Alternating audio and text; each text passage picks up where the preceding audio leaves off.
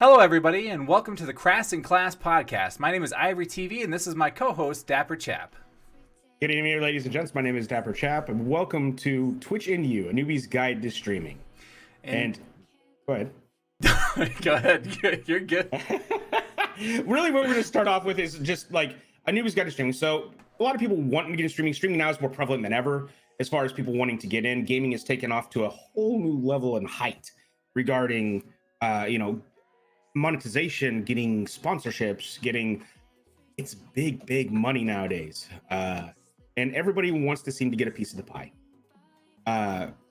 Within that, though, there is some do's, don'ts, some tricky navigation that you have to kind of meander through. Now, this is coming from somebody who is not a big-time streamer by any stretch of measure, but is somebody who's kind of had, I would say, a modicum of success and as a smaller-time streamer.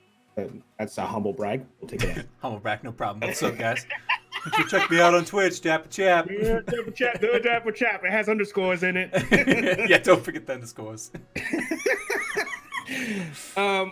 But it's a tricky road to navigate, and we're here to try and smooth out that road for you and try and answer most questions that you have. Obviously, once this is posted, if there's anything on YouTube that we post, we'll try to answer things from comments and things of that nature as well, if there's anything additional you add. With that being said, let's go ahead and start off with streaming full-time versus part-time. Also going to streaming not at all due to limited capabilities, things of that nature. Ivory, we'll go ahead and, since you're the one who's actually done full-time, I've never done full-time streaming. What was it like doing full-time streaming? Yeah, I think the big thing and one of the huge parts of it that everyone always kind of asked me as far as on, how did you get to that full-time spot? And, hey, should I just start full-time streaming? I think one huge thing, everyone's just like, oh yeah, I'll just quit my job and start streaming full-time. Doesn't work like that. Don't try that. In general, like, long story short, I had roughly like 14 to 16 grand saved behind before I started actually doing full-time streaming. And it was just so that I could have, a safe buffer and, actually give it a real shot. Because if you're going to stop and, quit your job and try and do full time and just kind of do it, it's not like you're going to be making your money by any means to, pay for your rent or pay for all your bills, etc. Everyone's situation is going to be a little bit different. But, the big thing is just try and think of it to cover your overall debt to income. So, what do you pay every month? And then how much can you bring in from Twitch figuratively as far as on what you can actually, make happen. As far as realistically, like, I'm just curious, like, because you did full-time streaming obviously for a while and you had that 14 to 16K buffer. What were your, because that doesn't count like insurance or, other things that you would need to consider this a full-time experience. Like, everybody sees the dollar signs from promotional things and things of that nature. What is the actual reality of the situation? What was it like, your day-to-day living situation, knowing that without these subs and without these donos, without these bits, this doesn't happen? Yeah. What kind of stressors are there? Exactly. In general, as far as before, when I started full-time stream, I did it for about 9 months altogether.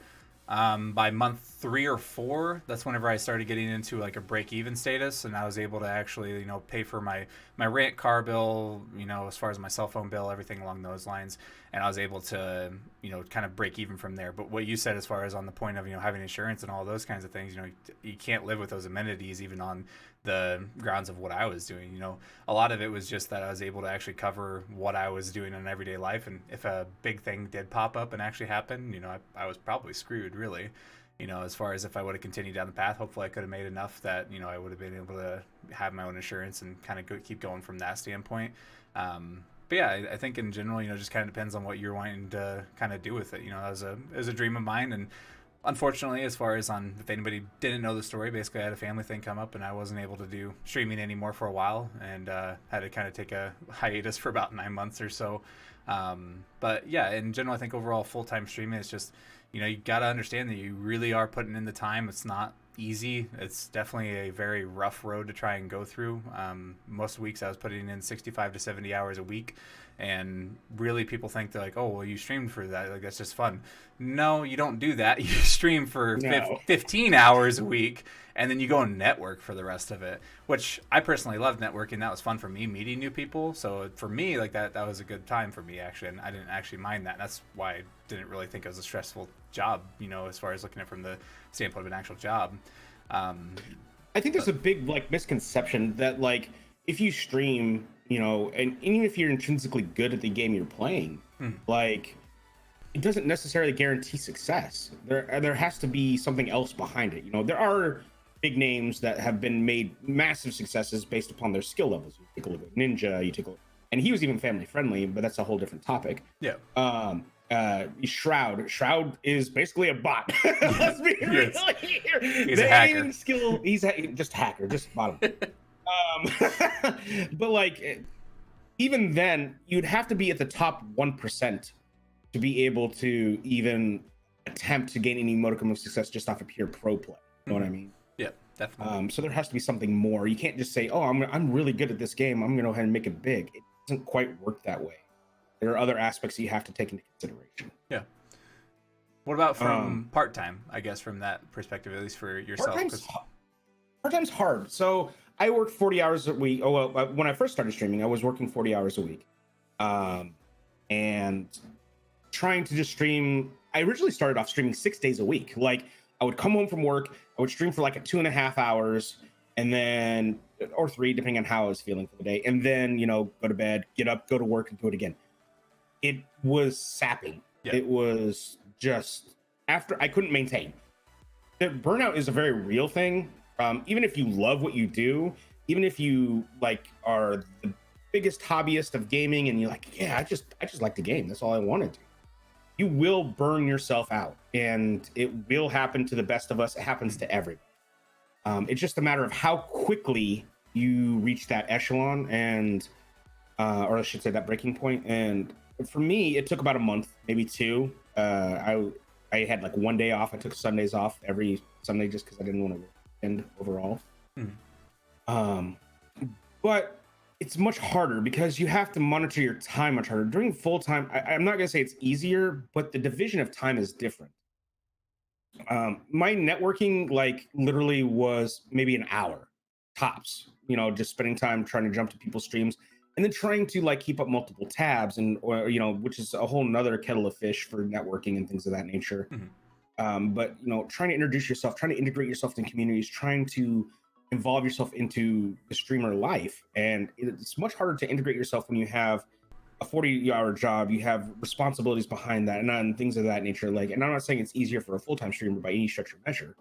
It's just, it's a different allocation of time. It was harder to manage, for, at least for my sake. Yeah. No, and I definitely understand where you're kind of coming from there, and the same exact concept as far as on burnout. You know, you have to figure out your overall breakdown of, you know, really where at the end of the day that you're happy doing what you're doing. Because even if you get into streaming and you start doing part-time and your overall end goal is to do full-time, you got to keep in mind that, you know, if you're not happy, then your viewers are going to see that. Like, if you're sapped and drained, then really your streams just, it's counterproductive basically at that rate. Whenever you start getting on streams and you start getting really, you know, just ill-tempered about anything, you know, you start becoming just basically not yourself, you know, a little bit toxic towards the games if you're not like that. Unless, you know, you're like Tyler, or what's his name? Tyler, is it 1G? Tyler no, what, Reformed? Tyler, yeah, not 1G. What, I was thinking some 1G. Tyler 1. No, but Tyler 1, man, like, yeah, unless you're that, you're good. Yeah, go get burnt out. Do it. Just yell at everybody. Maybe we'll have some content there, But in general, you know, it just depends on who you're wanting to be for your stream. You know, it's just, if you're not happy, you know, people will notice that.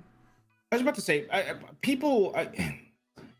think there's people think they can hide things from people. You know what I mean? In streaming, anytime you're in a visual medium with an audience, like, people pick up on visual cues pretty quickly. Yeah. About how you are, and voice inflection and tone. Like, people aren't stupid; they pick up on things.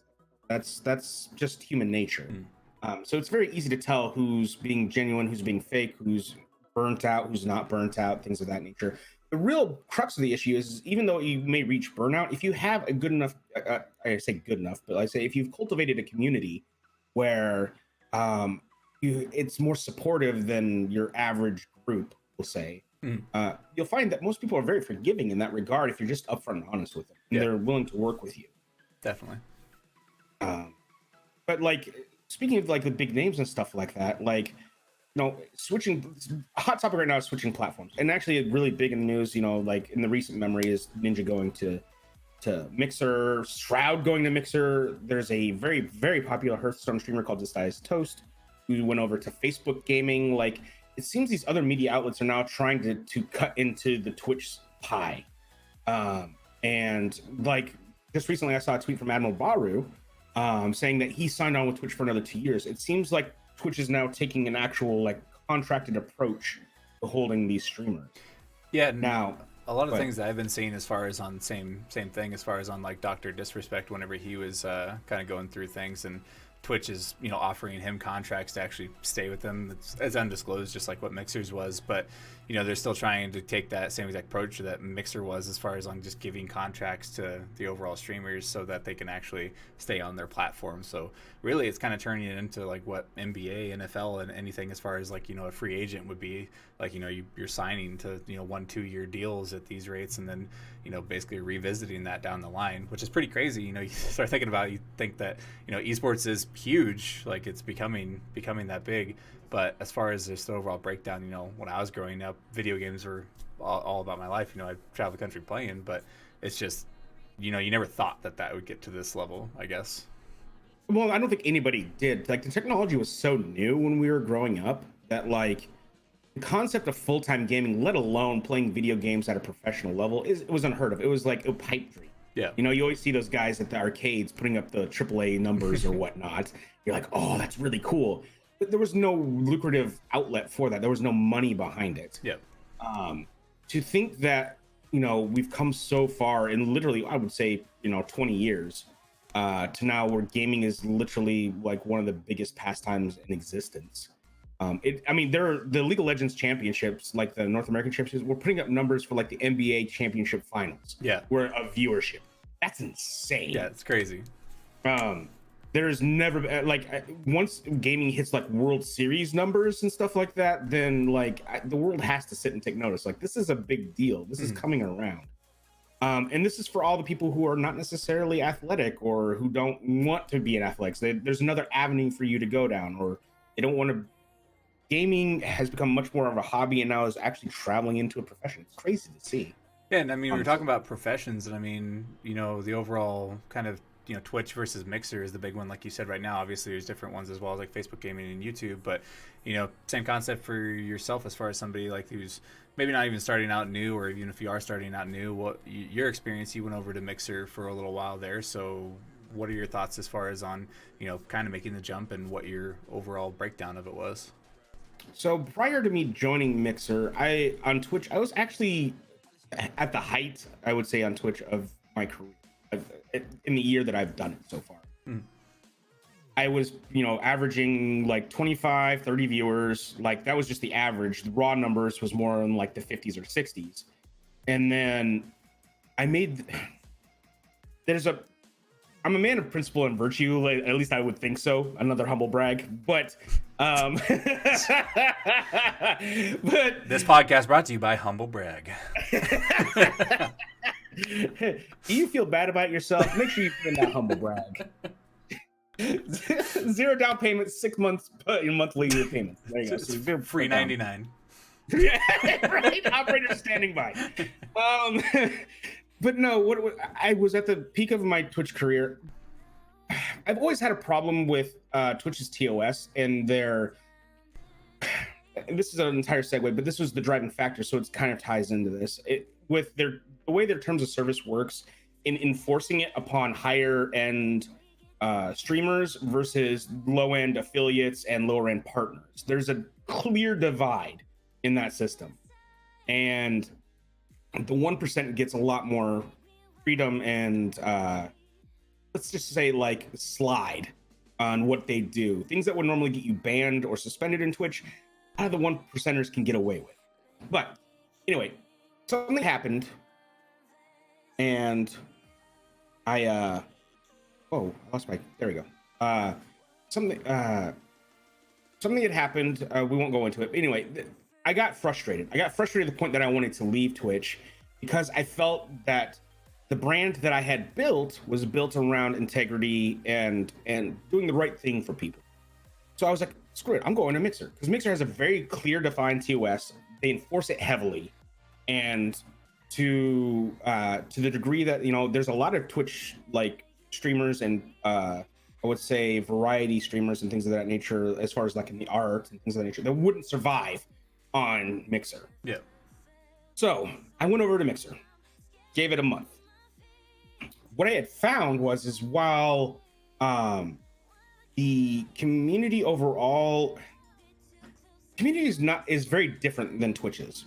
The community over in Mixer, to lack of a better term, feels very cliquish at times. And it's very hard to integrate yourself into there. It was not easy. Now, I did luck out with Twitch a bit. I'm not going to lie. Ivory already set up a streamers network. It's his previous gig, and I met a lot of cool people through that. But I was starting from scratch, like bare bones. I had no platform to dive off of. Like, this was me going in the deep end. And all because of pride. Beware of pride. It will bite you in the ass. It's a tricky beast. Unless you're humble bragging. Humble bragging is a little bit different. But that being said, I gave it a month, but I was miserable. I'll be honest. I was just dead ass miserable. I wasn't seeing the growth. I wasn't seeing integration. The big thing that is the pull on Mixer is the fact that it's a Xbox, like it's Microsoft owned. So Microsoft is pushing the Xbox platform, and then whatever PC gaming they can off of it. What you'll notice if you go over to Mixer is that it's predominantly first-person shooter based or third-person shooter based, whatever it happens to be. There's very little variety overall. It's just shooters for the most part. So variety gaming is much more difficult to get your hands into on Mixer. While I do enjoy some of their the way that they have their layout set up and everything's very clean and neat, and that's actually why Twitch implemented channel points, but that's another topic. It felt sterile, I guess is the word I would use. It was very clean, sterile, and this is the way it has to be. Not that that's a bad thing overall, but it doesn't lend itself to integration very well, in my opinion. And so after about a month of being absolutely miserable, and it was very apparent to my community, I came back to Twitch. Now, switching back and forth between platforms, I don't really recommend. Pick something and stick with it. I did it just because I, again, felt foolish pride and it bit me in the ass. But I was very lucky to have a community that was willing to accept me back. There's a lot of brand loyalty, which is strange in regards to that. So brand loyalty in regards to, like, some people will never leave Twitch just because they love the brand, or they won't follow the community that a streamer has built because they just want to be on Twitch, which is a little weird to me. Normally you're there for the streamer, not necessarily the brand.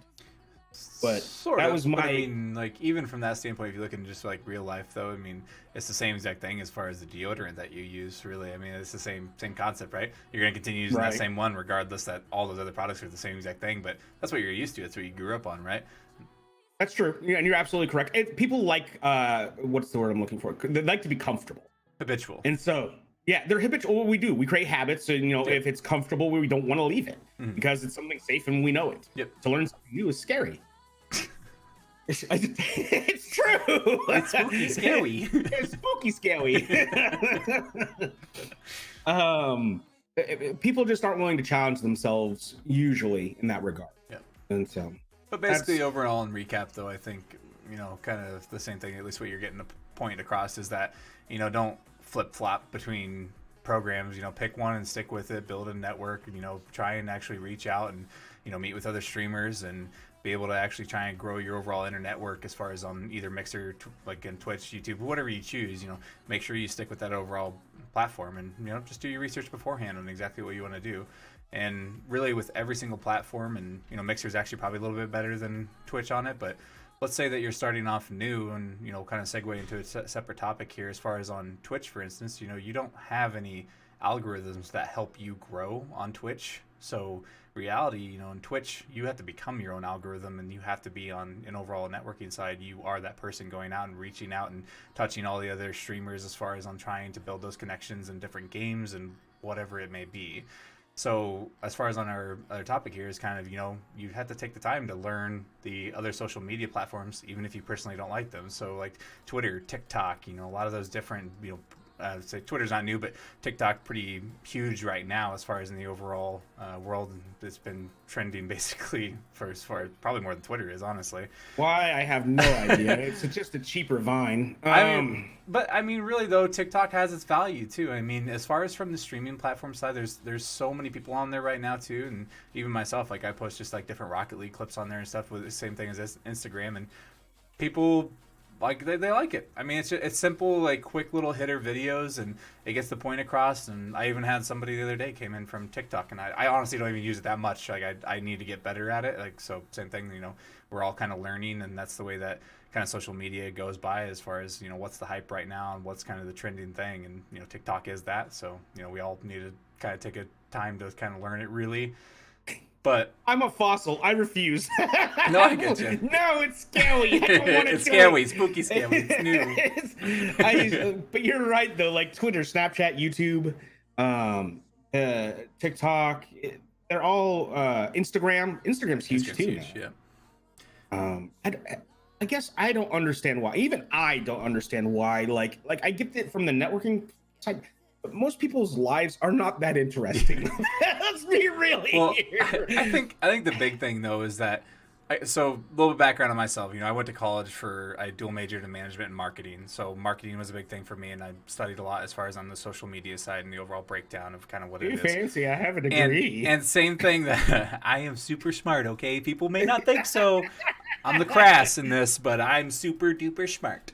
But the Smart overall, ass. yeah, you are not wrong about that, baby. But on the overall social media side, though, and same thing that we kind of talked about as far as on this, it still is habitual nature, but the overall programs there have algorithms that help you kind of steer the overall kind of chain there to meet new people. So as far as on what's kind of trending, whatever you're posting about, all those algorithms bring everything together as far as on a networking side. So anybody who's talking about streaming on Twitch and kind of Twitch followers, etc., just look at your feed. Like it'll literally bring everybody to you and funnel it through. That's the whole entire point, and that's what you personally want. On Twitch, nobody's gonna just randomly find you. Like they have to go searching for you. So really, the worst way to grow on Twitch or a lot of different stream platforms is just to stream. But if you take the time to actually, really learn Twitter and TikTok and YouTube, even YouTube's pretty good. It does have its own algorithm, so YouTube, same thing. But, build a base over there and bring that over to your streaming platform of choice. And that's really the best way that you can kind of go about it as far as on your overall growth. I admit, I am pretty rubbish at networking as far as like using those platforms. I have a very small following on Twitter, and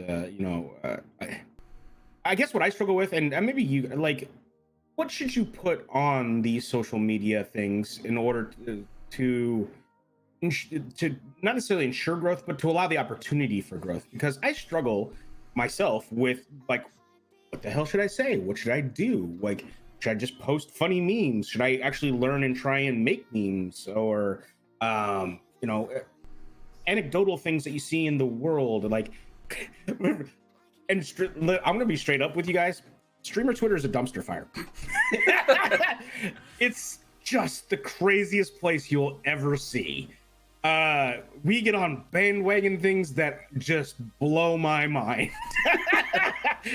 And it's just a dumpster fire, but it's a dumpster fire you literally have to wade into if you want to like network. Yeah. And it's just insane. But what should you post? What content should these people be looking to do while to networking to grow on these social media platforms? I think from the overall standpoint that a lot of people make the mistakes on social media that they think it's just like a one and done thing, Oh, hey, I'm going live on Twitch, and you just post your Twitter and that's all you're doing. It's about engagement and consistency. That's all social media is. Like, you want to invest the time to network, that's what you're doing. So you can make your posts as far as from the overall gaming perspective. Put clips of whatever it may be, same thing, memes, whatever it is. Try and have a little bit of a consistent basis on kind of what you're talking about, or just side hobbies as far as what you like to do. Like for instance, I like soccer. Post stuff about soccer too. It doesn't matter. Everyone around the world has different things that they have commonalities in, rather than just gaming. We may all be on kind of Twitter and kind of doing the same concept from a streamer perspective because of gaming. but I bet that you like different things as far as in regards to outside of gaming, like as far as on you like anime, right? I mean, I think Yep. so. I mean, I like anime. you're a I huge like anime fan. books. And there's a lot of people out there who like the same thing. So, posting about anime, whatever it may be, just have a consistent basis and really just kind of keep that engagement flowing. So every single You're asking me to admit I'm a weeb to all of these people? What the hell is wrong I'll tell you with what, there's a lot of weebs out there. I'm personally not a huge anime fan myself, but it's not like it's a bad thing by any means. Everyone has their overall, like, their interests, really. I mean, that's the big thing. And everyone wants to, feel a part of an overall group, and it's the same exact thing as far as on Twitter. Yeah, no, and own your hobbies. So, like, I know, and what I mean by that is, if you, and I'm going to go into the extreme here. If you're, and I'm using it as an example. Buckle up, we're going into the extreme. If you're a furry, there is a community out there on Twitter for furries in general. And all right, this podcast went from here to like up there real fast. It was the first thing that popped in my head. I don't know why. It's an out there one, but I get you as far as go ahead. But own it. Like you will find people who will rally to your cause. Here, a paragraph. And there's untapped markets within them, and people who are afraid to admit those things, you're providing them an outlet as well. Really weird backstory here as far as on I had a guy, his name, I won't name names because I don't know if as far as on he's public about it now anyways, as far as on like the furry thing and so on and so forth. But as far as whenever he overall got his start as on Twitch, we played some games together, and he was just kind of like just starting out to streaming, and that's whenever I started the streaming network and went through things with him. And in general, I started calling him by a certain name. Like I said, I'll leave the names out, but I just like was randomly calling him a name, kind of as a joke there, and then kind of helped him get his overall stream started.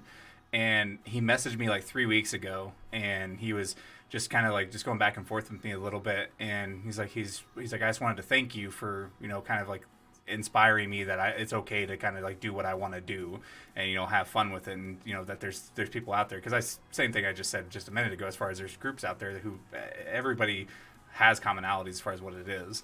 And in that particular case, like exactly what you just said, I mean, it is furries, like that is what it is, and that's fine. If that's what you like and that's what you want to do, go for it.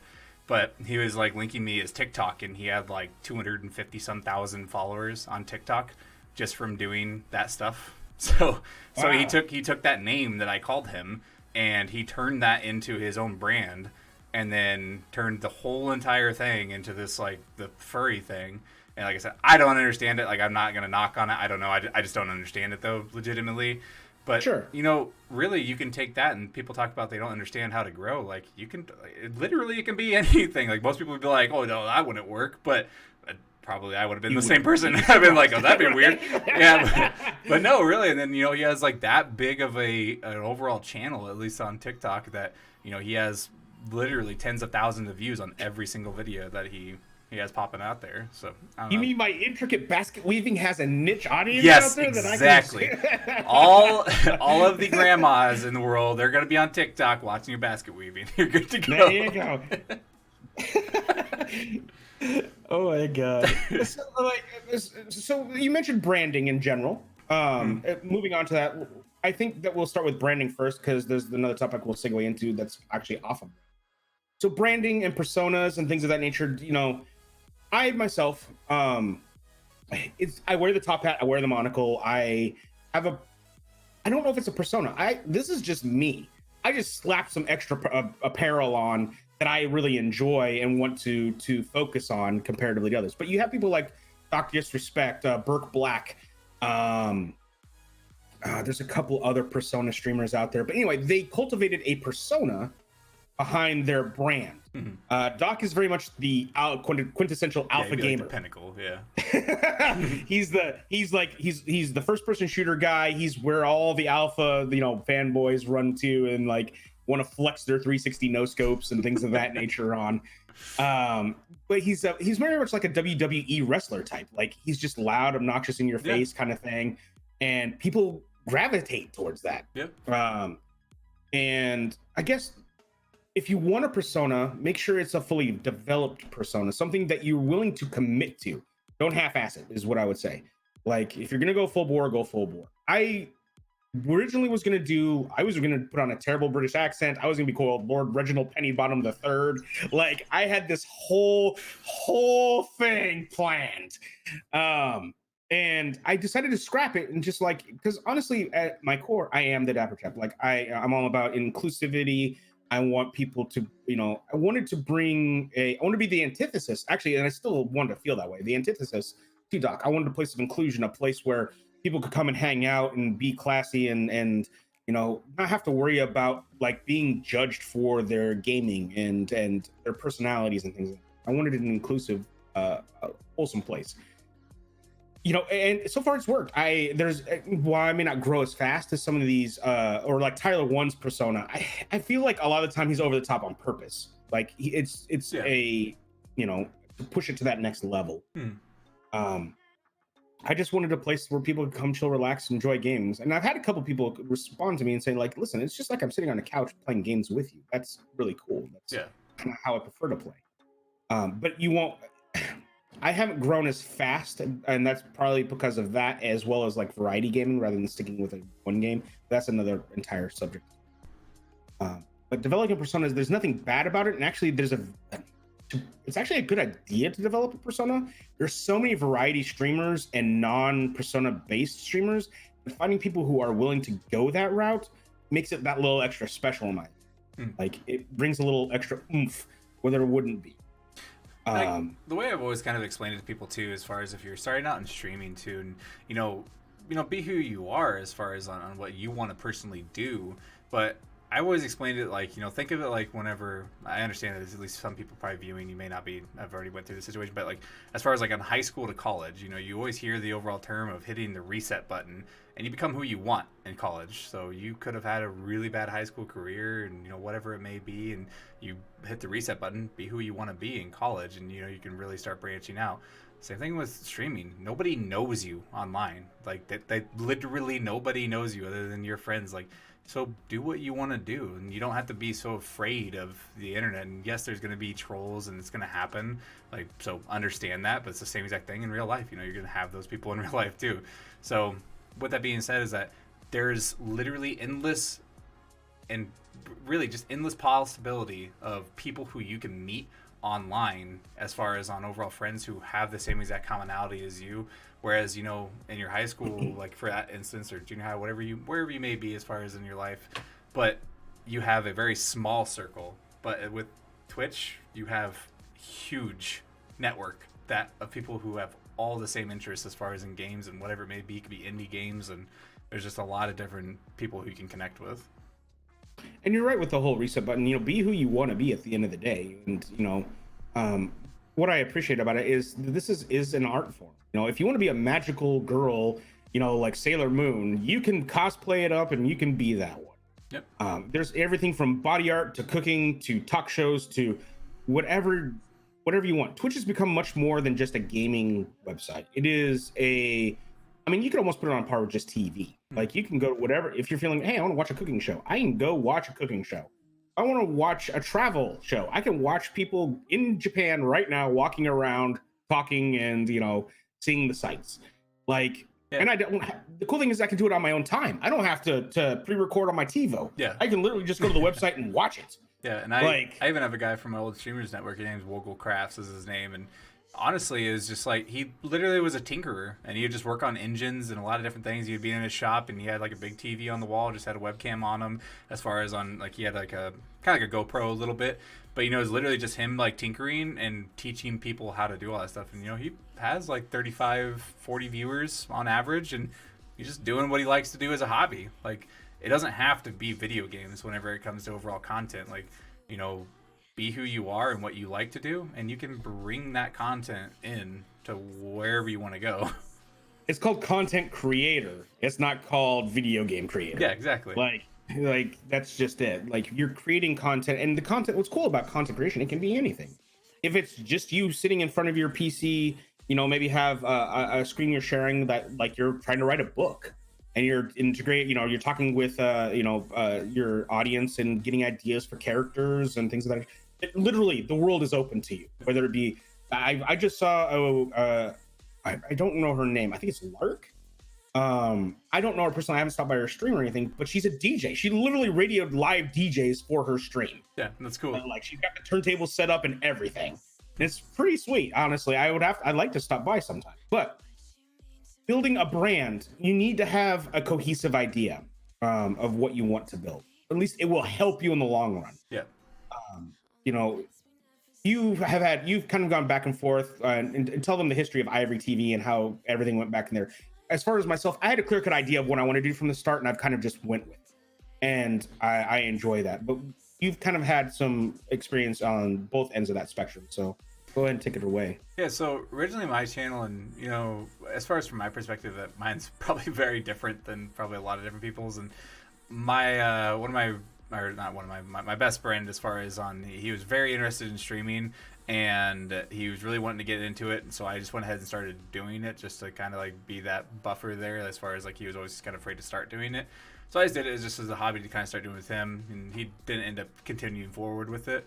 But the overall breakdown is I started it, and I had my roommate at the time, and we were going to kind of do an overall stream together, and we're going to be called Ebony and Ivory. My roommate was African American, so that was kind of the point, you know, it was just kind of play on words, and the overall breakdown is Ebony and Ivory.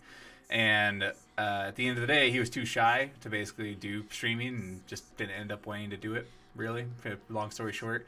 And so from there, I already was streaming for about a month and had not a crazy amount of following by any means, but I already met like a good group of people, and I joined a kind of a community as far as that goes in Gameaholics Anonymous. And from there, you know, I was just kind of at a crossroads, just like, well, do I want to change my name now, or, you know, what do I do here? So I was just, and then I was talking to my buddy originally who was kind of getting streaming. He's just like, stick with Ivory. Like, who cares? Just go ahead and do it. So that's what I did. So I stuck with Ivory, and then whenever I was getting down to the overall brass tacks of things, when I started getting serious about it, because at the time it was just a hobby, because I just did it for fun for my friend. You know, that's all I was doing it for. I was streaming just to stream, like when I was getting home from work, and I had no real plans with it.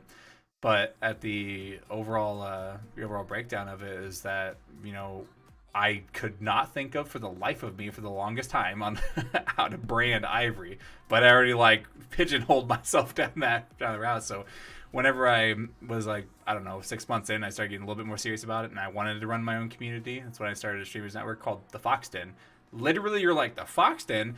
That makes no sense. And I'm like, yeah, you're right. You are completely correct. So we called it the Fox Den anyways, and then the whole entire breakdown was just that it was an Arctic fox. It was Ivory. That was it. That was the only correlation, and that had no connection really by any means. But even from that standpoint, you know, I grew that community to about like 750, 800 members as far as on a streamers network. Like, you know, you can take whatever brand you want and you can build it as long as you put the time and the investment into it and you really put your heart into it. So as far as on a brand, you know, if you have the overall breakdown of what you like to do, like for now, like, because I stopped that community and started up a Class Act Gaming with Dapper Chap here. But my overall brand on the backside is now Ivory Tower. You know, finally, just kind of like me and Dapper Chap actually talked about it originally, and we just kind of brainstormed together and randomly just kind of came out one day. So really, the overall Ivory Tower is the new concept, and actually has, you know, some actual meaning to it. So if you can have that and build on that, fantastic. That's what you should do from the beginning, and it's just going to be a lot easier and make it just connect with people. Just snap of a finger, like, oh, okay, that makes sense, and that's how you can kind of build that overall branding. But if you don't have anything, like, I'm prime example of somebody who literally nothing of relevance as far as on breakdown of what the community was, and I was able to take that community and build on it and then make myself go into full time off of it. So I mean, you can do it. It just depends on what you want to do. Right. And personality plays a big part. Like, then there are, you know, and I guess some people are cut out for streaming and some people aren't. Like, you never know until you try it. That's what I would always profess, is try at least. It took me 4 times to finally land, and it took a lot of coaxing from friends and things of that nature to convince me to do it, because I have a very perfectionist mindset, or I had one, I should say. So if it wasn't perfect, and if I wasn't getting the traction that I wanted immediately, I would just quit. Yeah. That would be the end of it. And what I've learned is that failure is the key to success. I know that sounds backwards, but you have to fail to succeed. You have to find out what works, what doesn't. And the only way you can do that is by continually trying and trying different things to see if you can make it work. But if you have to force it, then it's an unnatural interaction, and you shouldn't do that. It has to feel natural to be able to do. Yeah. But when building a brand, like, and Ivory and I have both felt the pain on this. Artists, emotes, things of that nature. Like, graphics are an important part of what you do in streaming. My soundboard. And the physical attributes of your stream, like soundboards, they're really important too, Kate. They are. Oh, my mixer and my cat just knocked What over are you breaking? My cat just knocked over my freaking router. Jesus, cat. I can't have nice things. This is why I can't have nice things. Screw it. We'll do it live. We're doing it live. But yes, graphics are important. They're visual. You could have the prettiest face in the world, but there's got to be something more behind it. Oh, okay. Shoot, I'm screwed. No. I'm gonna take that one. But like, research your artists. Research, people will take advantage of you. Bottom line, and artists are people. So artists are people. When you go to them, be respectful. Ask to see their portfolio. Like, try to get testimonials and things of that nature for the work that you're going to have done. Don't be a me and just pay $500 to somebody and expect them to follow through. It doesn't work. And do bear in mind, he says $500 for anybody who is not used to that. That is legitimately, like, if you want to have a good overall graphics as far as on your overall stream for logos, the overall effects that come behind it, etc., that's not uncommon.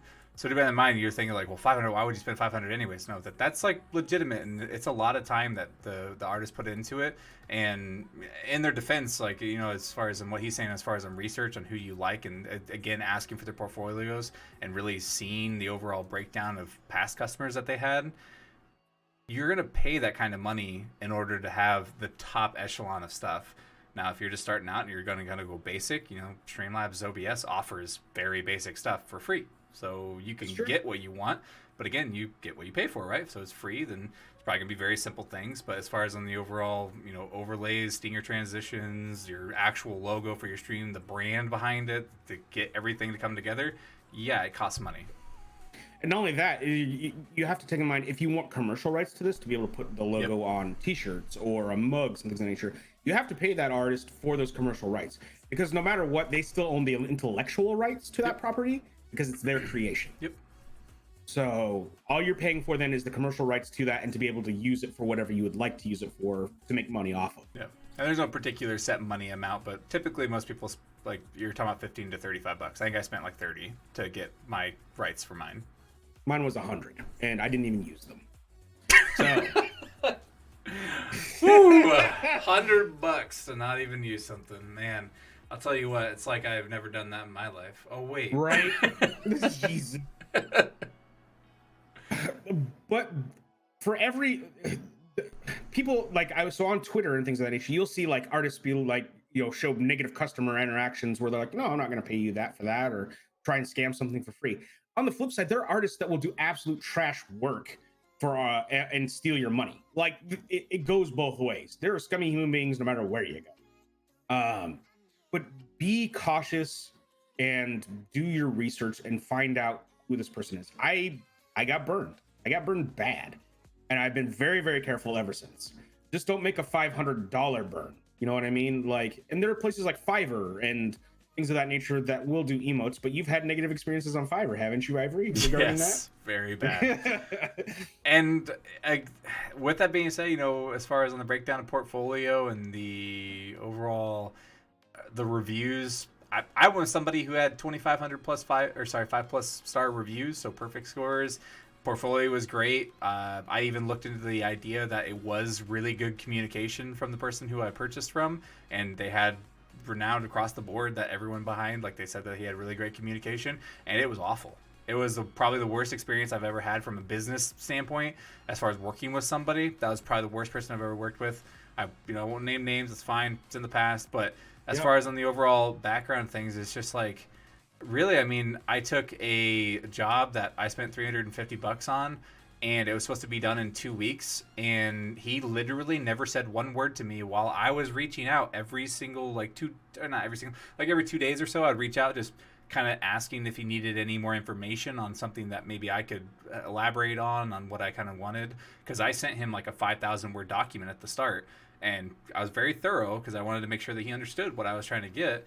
And I literally messaged him every 2 days or so until the end of the 2 weeks. He never once messaged me back.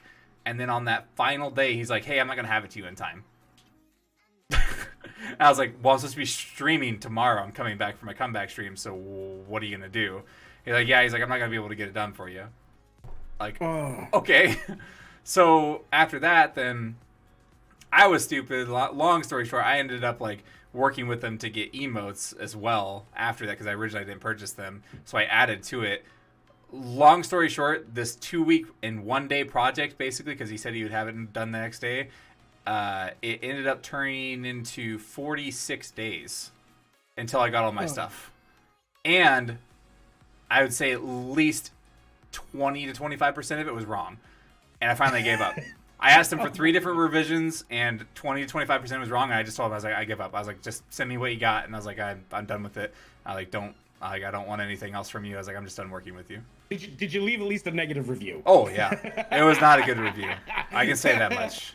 But at the end of the day, it's the same thing. Like what we said, it's like even whenever you're cautious with that, because I was really cautious on who I was looking for, and it turned out to bite me too. So it's just, you really have to kind of dig in and get the understanding of who it is. And really, I think the best way to kind of go about it, I guess from my experience, is the friends that, as far as on who you network with, and the overall breakdown of who you are personally close with as friends, work with those people. Like I literally have pretty much my own video FX guy because I became really good friends with him.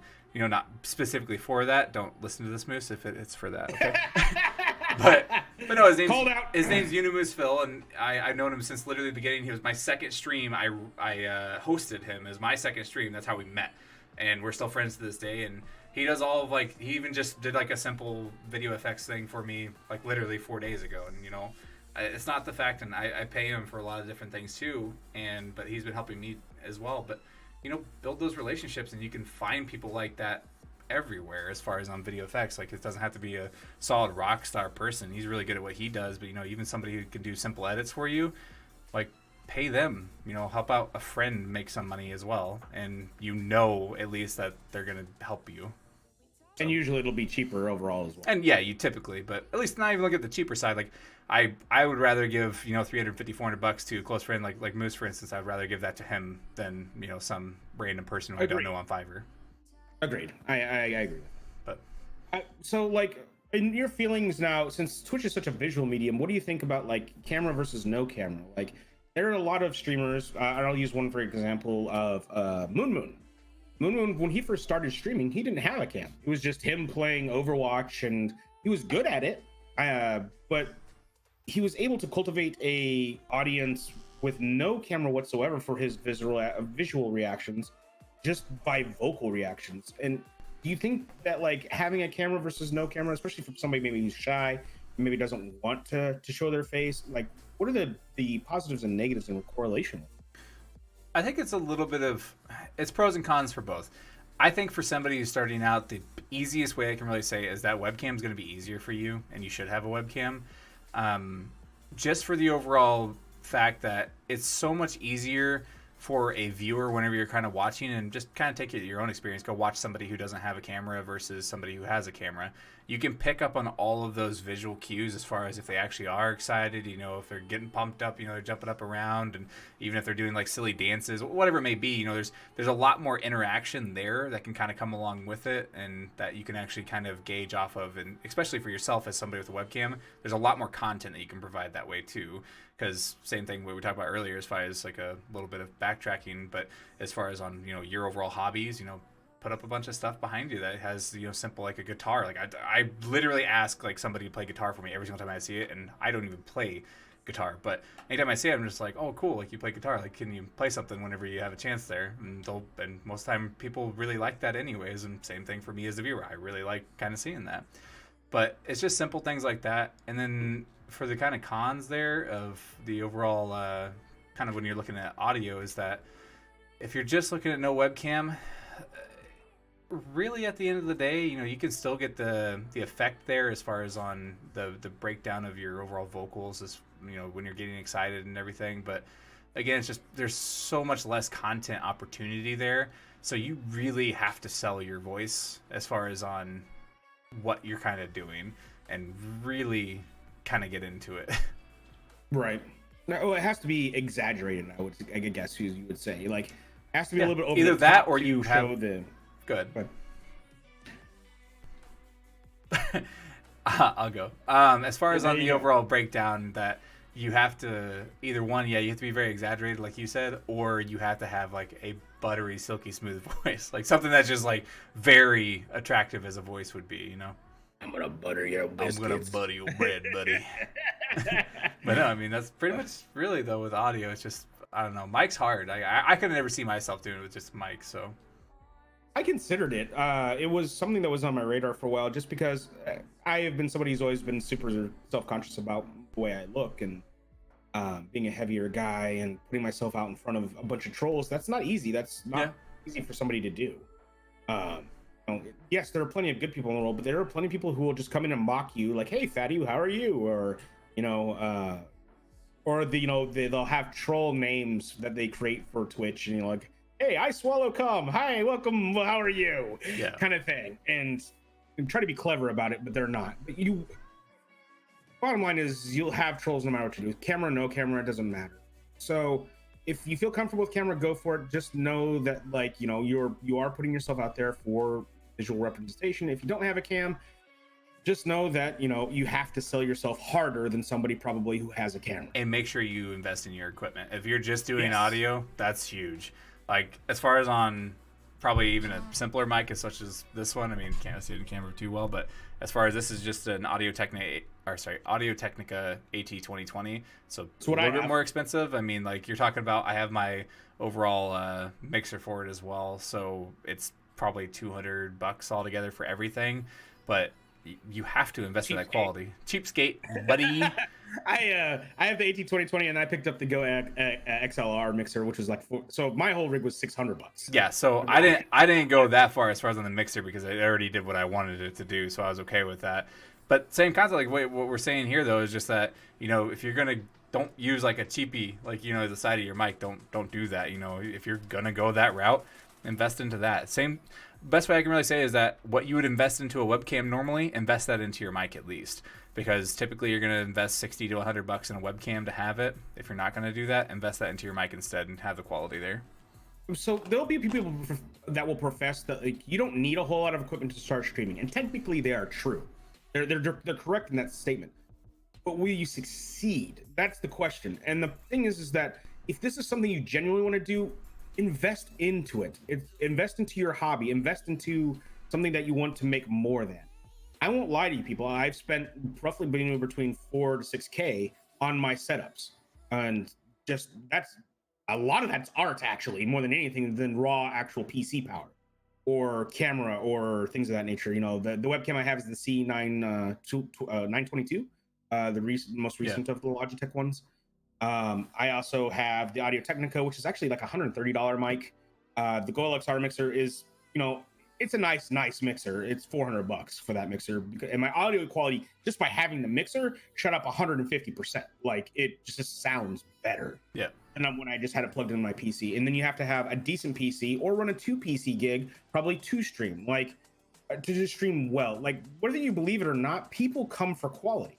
They don't. If you got crappy audio quality, if you got crappy visual quality, if your PC can't handle what you're streaming, people will not stay. They will go. Yeah. And that's just because the bar has been set so high. Before, it used to be you could just slap on a mic on a headset and a game, and boom, you were off and running the races.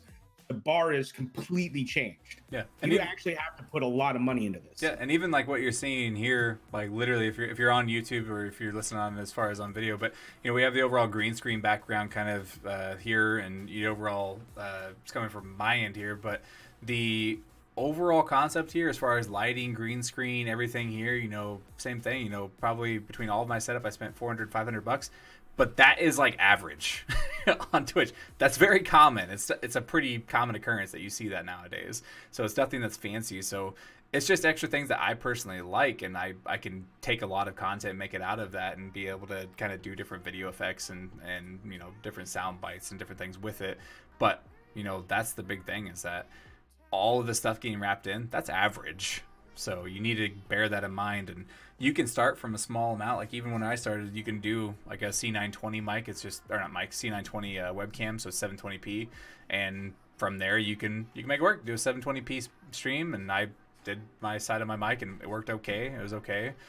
Start somewhere and see how you like it. You don't have to invest a bunch of money when you're starting, but you put in the bare minimum at least to give it a okay shot, and then just see how you kind of like it and what the overall breakdown is, and just probably what me and Dapper did, and then invest your money if you really like it. And that's probably the same way that Dapper don't break did. the bank. Don't break the bank to do this, like, because you're not.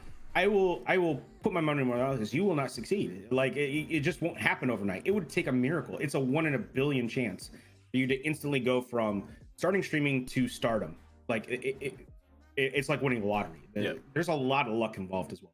You can bust your ass, and I've seen people who have busted their ass for 4 or 5 years just now make partner. Yep. The bar has changed. You can't just slap it on anymore and do it half-assed. You have to go full ass. I'm just saying. Jeez. Oh man. Monetized. It's a good thing I'm not on YouTube fully yet. So just know that, like, just going putting in partial effort's not going to be. This has to be something it has to be a labor of love. Yep. With anything you do. So bear that in mind. Now, Twitch is constantly trying to innovate and trying to become better about what things they want to introduce and to help you out as a streamer and content creator and things of that nature. They actually just did a huge overhaul of their content creation thing, where you go into your content creator and then you can see a breakdown of your stats and things of that nature, what have you. They just did a whole review. They just had channel points, and Twitch, I guess it's called Twitch Studio now. They're probably going to have their own streaming service within Twitch that you can utilize to put out layouts and stuff like that. But the channel points is actually something that was in Mixer. Mixer originally had that. Yeah. And Twitch was like, we're taking that. We're going to use that.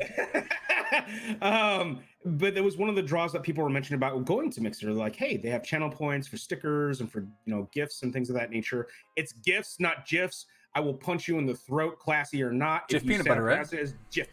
I will slap the taste out of your mouth. I just look over there, just like, what do you got going over there, Dapper Chap? What's that? Oh, whoa, thanks, Dapper. I appreciate it. The Holy Bible? Wow. Exactly. We're gonna take that from you. We're starting religion over here now. Oh God. But like, innovation is important in the streaming game, and Twitch is trying to add more features in regards to that. I think they're just now adding also for bit emotes, so you can actually upload emotes for bit cheers at certain thresholds, which is kind of interesting. I don't know if it's fully implemented yet, but I know it's something they've been working. So there's things that Twitch is trying to do to help keep people around and to keep things fresh. I don't know if it's enough. Like, there's a lot of dissatisfaction. Words are hard sometimes. Big time. And within the Twitch community, and I don't know, where do you think they should go with this, honestly? Like, what do you think Twitch should focus on in regards to this and to help out streamers in general? I think Twitch's big problem was they're at least trying to understand that they can't just be top dog anymore, and at least they're trying to get the contracts out for their bigger streamers, and they're understanding kind of what the overall nature of the beast is now, as far as on what Mixer or YouTube and people can do to them. So people drew blood, so that's why Twitch is actually going to start putting in the time to actually try and enhance some of these features and keep everybody on their platform. So as far as on third-party things, so let's say like Streamlabs, OBS, things of that nature, that's why they're trying to get rid of everything. They're trying to do Twitch Studio to keep everybody on their platform. They're going to make the best, that's what they're trying to do. They're trying to make the best user interface thing that you can possibly do. And then guess what? Whenever you're using Twitch Studio and you like all those features because it has all these fantastic overlays for free and all these different things you can do with it as far as on bots, etc., then guess what? You're streaming on Twitch because that's the best part, right? I mean, you're doing it because it's that easy and you can get into it and start going. So as a new streamer, Twitch is going to be the big thing, right? Now, Right. the ease of use is there, so why wouldn't I go to Twitch? So that's one thing they really need to start kind of banking on, and I think that's at least what they're doing right, is that they're trying to get it so that they continue the growth from a streamer's part, because they see a lot of small, like, let alone you see big streamers going across, but there's a ton of smaller streamers with not tiny, I guess smaller communities as far as that goes. You're talking about, you can talk anywhere from 5 to 500 people in the overall communities that these people are going to Mixer and people are following them and they're going. Like, you may not get everybody there, but 30 to 40% of the people going at a time, that adds up. Agreed. Absolutely. And what I feel like some of these larger juggernauts, and I'm using the David and Goliath kind of thing here, is that every little bit of blood loss, it builds up. It's not something that will happen overnight. It's something that's going to crescendo over time. Yeah. And the concern is well, then is it too late? You know, at what point is it too late to keep the stem the blood flow and realize, oh God, I'm bleeding out. This is the end. Now, the idea is that Amazon is too big to fail. That's what they're thinking. It's like, this is too big for us to fail. Microsoft. Yeah, you're not talking about a small company. It's Microsoft. No, Microsoft. That's the difference. Yeah, they have enough money to throw their weight around. Let's be real here. And with assets and everything, I heard estimates of almost $1 billion spent on Newbies. Yeah. Like, total. That's insane for one streamer. Now, arguably the biggest streamer at the time when he was pulled. Yeah. And then Shroud, who's arguably like the second biggest at that point. Yeah. Shortly afterwards, like 6 months later. Yep. So Microsoft is not afraid to throw cash. They're just not. And I'm wondering how it all is going to split at the end of the day. But so though, beyond that though, we have like the etiquette behind Twitch as well. Like, because people are like, oh, well, you're sniping my audience and things of that nature. This kind of like stealing the idea back and forth. It kind of segues into this. But when you're visiting other people's streams to network and things of that nature, don't just start off with say, hey, I'm a streamer and I'm coming to hang out with you, and this is when I was streaming, and in the middle of their stream. Like, how rude are you going to try and be to come into my little area of the internet and say say, not only am I a streamer, but I stream at these times. Screw you. I want to know you first. Try and just steal this stuff from me. What the hell's wrong with you? You're your own audience. But just don't be that guy. Don't go in somebody's stream saying like, hey, I'm a streamer, I do this, will you follow me? Don't do the follow to follow, the lurk for lurk thing. It doesn't. You may see like immediate return, but it'll taper off immediately, pretty quickly. Like I feel followers. So like I have roughly almost 600 followers, which is a very small number comparatively to, I think you have 2K, don't you, Ivory? Yeah, like 200,000, 2,000 or something. But for me, what I view in follower, I would rather have a smaller follower count and have the viewer retention associated with the smaller follower count. Yep. I've seen people with 5,000 followers, but have an average viewer base of 10. Yeah. I mean, yep. Follows are hollow. They mean nothing unless you can retain the view. Yep.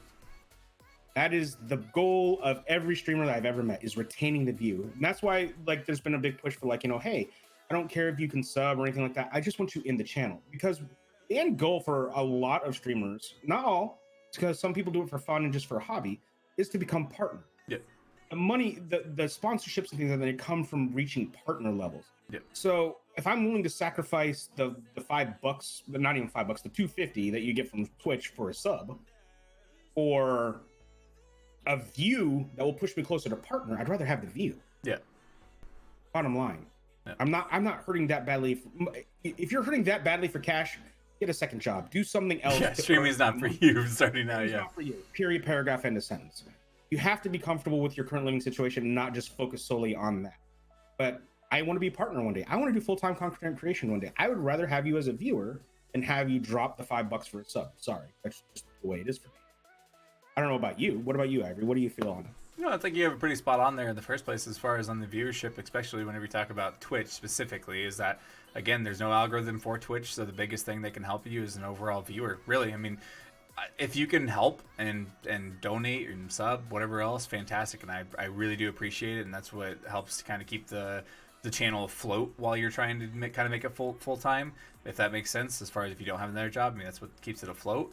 But from the overall standpoint of the biggest growth factor, it's that, 1, 2, 3 viewers, the extra people who are there consistently, or at least trying to help you out as far as on the overall big grand scheme of things, because the higher view count that you have, that's the higher on the list you are on the game that you're playing. So that's the more chance that somebody else new is going to find your content, and then in turn that can be another 1 to 2 people, consistent viewership, and that's how it grows. Just kind of an avalanche effect there. It just continues on, and that's the big thing. I think you hit the nail on the head, and I think that's the kind of the point of why we had this for our last topic, is that at the end of the day, is just that's what you need to kind of break down and understand, is that the overall process of Twitch is that you need the viewership. And especially whenever we kind of talked about the etiquette part, there is that whenever you're going to other people's channels and you see that they have 40 to 50 viewers, keep that in mind, that if it's hard for you at 2 to 3 viewers, what did they do to get to 40 to 50 viewers? They don't want you coming into their channel just randomly be like, oh yeah, come check out my channel. Like, that's not how it works. That's one, how you get banned from a channel, and that's two, how you make 40 to 50 people not want to ever go to your channel anyways, because they'll probably remember your name and not ever go back for like, oh yeah, you're that guy. And I guarantee you that 40 to 50 viewer Twitch streamer also has a Twitter, and you better believe that unless they're very nice, your name gets plastered at that point. Yep. Word travels fast in the streaming community. Yep.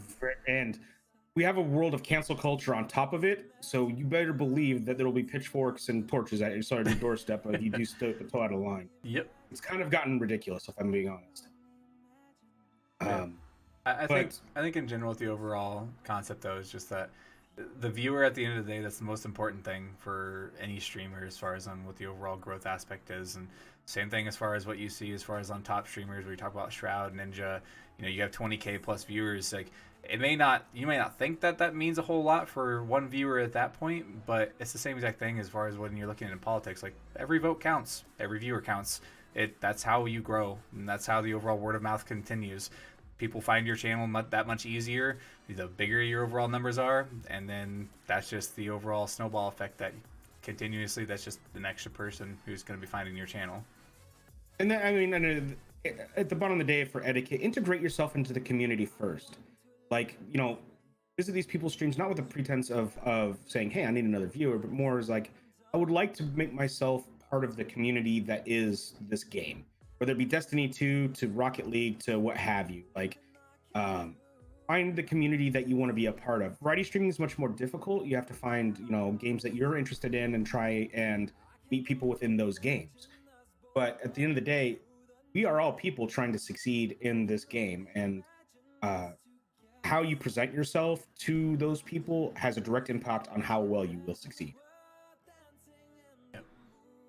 But yeah, in general, I think that's probably everything for this week as far as on the overall topics that we kind of had here today. And in general, if you're wherever you're listening from, if you're on YouTube, whatever it may be, make sure to hit the subscribe button there. Kind of check out our content. If you like the podcast, that's where we'll be posting a lot of our content. We'll try and reach out to different overall avenues there. And then as far as on our overall breakdown, Dapper Chap and then myself, Ivory TV, we do have Twitter, Twitch, everything. Kind of catch us there, and just kind of follow our overall social medias, and you can find everything down below there as far as on the overall content. And if you want to join our community, the Crass and Class there, where it's Class Act Gaming is the the community that Dapper Chap and I run together as far as that goes. So make sure to hit the Discord button, come join us, and if you have any questions or ideas on future podcasts, make sure to comment below or let us know in Discord. Constructive criticism is always welcome. Ass hattery, I will kick you in the nuts personally. I will pull a Jay and Silent Bob, fly to your doorstep, and kick you straight in the testes. Oh my Lord. But again, guys, thank you so much for listening, and we're glad to have everybody here as far as on listening, and whoever's watching. We love having you here, and again, thank you for all the support that you guys show. And again, if you want to be a part of the community, make sure to join in. We'd love to have you a part of it, and we'll see you next time. Have a pleasant one, everybody. Thank you for stopping by.